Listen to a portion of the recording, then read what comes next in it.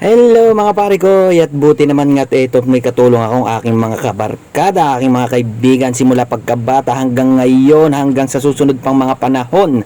Ayan nga, at kita itinatayo na namin tong upuan dito dahil ito na lang rin nga ang kulang dahil nakasandal lang siya dun sa bakod, kaya kailangan na namin itayo para nga maupuan na at saka may magandang pwesto. At ayun nga, sinukatan nga muna namin kung saan namin ibabaon.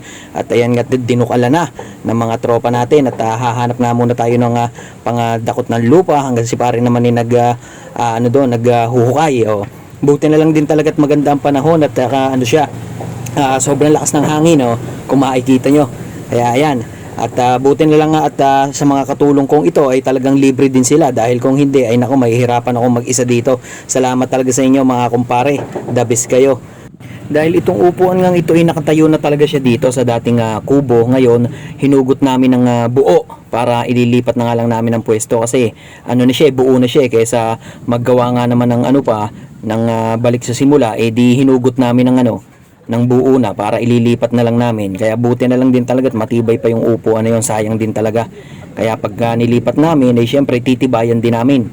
Hindi pwedeng basta lang nakapatong at nakasandal, kaya medyo nilaliman din namin yung hukay para makita namin yung haba nung niya pag susuksukan niya.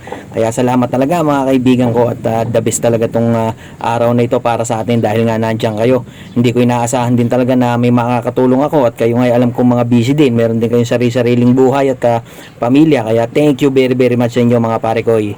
Ayan, bali ito nga, itong paa na lang sa unahan ang kakabit natin. Tapos lalagyan din natin siya ng patungan ng paa. Tingnan nyo, kaganda ng pagkakasandal niya mga pare ko. Talagang tinibayan din namin yan. The best.